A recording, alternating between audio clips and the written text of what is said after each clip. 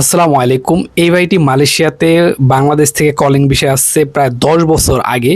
তো এই ১০ বছরের ভিতরে মালয়েশিয়ার বিস্তারিত তার কাছে আমরা জানতে চাবো। তার কাছ থেকে জানতে চাবো মালয়েশিয়ার কিভাবে সে আসছে, কোন বিষয়ে আসছে, কত টাকা দিয়ে আসছে এবং এই ১০ বছরের জীবন ব্যবস্থা। তাহলে চলুন শুরু করা যাক। প্রথমে তার নাম এবং সে কিভাবে মালয়েশিয়াতে আসছে এটা জানতে চাবো। তো আপনার নাম? আমার নাম মোহাম্মদ রাসেল মিয়া। আপনার বাড়ি? ব্রাহ্মণবাড়িয়া, বাঞ্ছারামপুর। মালয়েশিয়া আসছি 2017 সালে কলিং বিষয়ে। তারপর অনেক অনেক জায়গায় কাজ করছি, অনেক জায়গায় টাকা পয়সা মাইরও খাইছি। কলিং বিষয়ে কত টাকা দিয়ে আসছে? 5 লাখ টাকার মতো। 2017 সালের কলিং এ 5 লক্ষ টাকা দিয়ে মালয়েশিয়াতে ঢুকছেন। জি। তো মালয়েশিয়াতে কত বছর হয়েছে আপনার? প্রায় 10 বছর হয়ে গেছে। ঠিক আছে, মানে কোন কোম্পানিতে আসছিলেন, কত বছর কাজ করছিলেন, বেতন কেমন ছিল? আলহামদুলিল্লাহ, আমি যখন কলিং বিষয়ে আসছিলাম আমার বেতন ছিল প্রায় 3,000 টাকার মতো, 2500-3,000 টাকা এরকম। তো একটু ভুলের কারণে আমি ওখান থেকে লারি দিয়ে চলে গেছিলাম। বাংলায় বলেন, লাই তো সবাই বুঝবো না। মানে আমি ওখান থেকে চলে গেছিলাম। হ্যাঁ, কোম্পানি থেকে চলে গেছিলাম। এই 10 বছরে কি কি কাজ করলেন? আমি বিভিন্ন বিভিন্ন জায়গায় কাজ করছি। পার্ট টাইম করে না অনেকেই, তো ওইটা করতে পারি নাই। ঠিক আছে, যেখানে যা কাজ পাইছি সেটাই আমি করছি। বেতন কেমন? আমি যখন কোম্পানিতে ছিলাম তখন আমার বেতন আসতো 2500-3,000 টাকার মতো। এটা তো বেসিক বেতন কত ছিল? বেসিক বেতন ছিল 1700 টাকা। আর ওভার টাইম নিয়ে 2500। হ্যাঁ, এরকম। তো আপনি তো এখন 10 বছর কাটাইলেন, এখন কি দেশে চলে যাবেন এরকম কিছু? দেশে যাওয়ার ইচ্ছা ছিল না, কিন্তু দেশে যাইতে হচ্ছে, কারণ আমার ফ্যামিলির জন্য আমি হয়তো কিছু করতে পারি নাই, আমার জীবনটা কাজও লাগাইতে পারি নাই।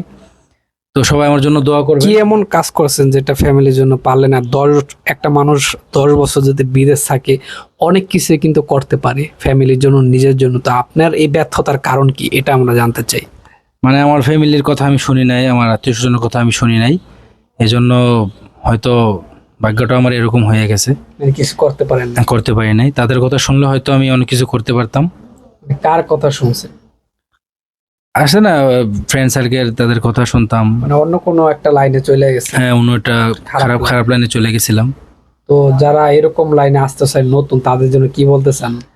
মেসেজ কি তাদের জন্য? তাদের জন্য একটা কথা বলতে চাই, আপনারা যদি মালয়েশিয়া আসতে চান, ভালোর সাথে থাকবেন, ভালোভাবে চলবেন, ফ্যামিলির কথা শুনবেন। ঠিক আছে, এটাই। কোনো মেয়ের নেশায় যাতে না, কোনো মেয়ের নেশায়, বাজে নেশায় করবেন না, কোনো খারাপ কিছু কাজ করবেন না, যেটা আপনার পক্ষে খারাপ দেখা যায়, অন্যের পক্ষে খারাপ দেখা যায়, এমন কোনো কাজ করবেন না।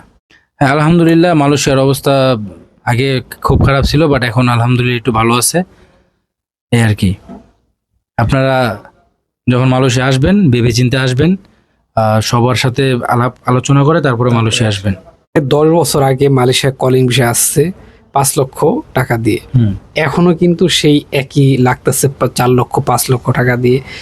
এইখানে কিন্তু বড় একটা সিন্ডিকেট কাজ করে, যে সিন্ডিকেটের কারণে প্রতিনিয়ত যারা, মানে একটা সাধারণ মানুষ, একটা মানুষের স্বপ্ন থাকে বিদেশ যাবে, মালয়েশিয়া যাবে, নিজের পায়ে দাঁড়াবে, কিছু একটা সফলতা অর্জন করবে, কিন্তু সিন্ডিকেটের কারণে কিন্তু আপনাকে প্রথমেই কিন্তু তারা মেরে ফেলছে।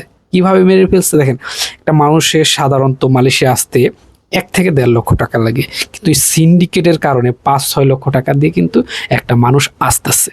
তার স্বপ্নটা কিন্তু ওখানে কিন্তু অর্ধেক শেষ হয়ে যাচ্ছে। কারণ ওই 5 লক্ষ টাকা যদি ভাবে আত্মীয় স্বজনের কাছ থেকে জোগায়, তারপরে এই 5 লক্ষ টাকা আনলেন, এই টাকা শোধ করতে আপনার 2টা বছর চলে যাবে এমনি। তারপরে আপনার ফ্যামিলির খরচ, আপনার নিজের ভবিষ্যৎ, এটা করতে করতে কিন্তু মানুষের 10-12 বছর চলে যায়। অনেকেই বলে যে এত বছর কিভাবে?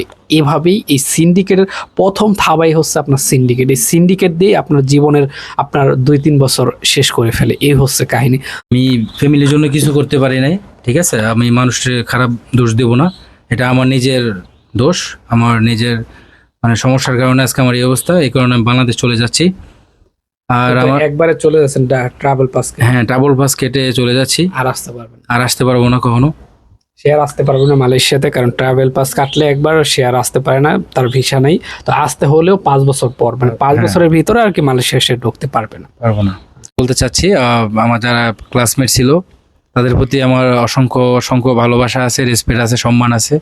তাদের সবাইকে আমি খুব মিস করি। তারা হয়তো অনেকের সাথে কথা হয় বা অনেকের সাথে কথা হয় না, তারা যে যেখানে থাকুক ভালো থাকুক, সেটা আমি সবসময় তাদের দোয়া করি, তারা যেন সবসময় ভালো থাকে। তো আমি সর্বশেষ একটা কথা বলতে চাই, আমি আমার পরিবারে অনেকেরই কষ্ট দিছি, আর আপনারা কেউ ফ্যামিলিকে কষ্ট দিবেন না যেটা তারা সহ্য করতে পারবে না, এই আর কি।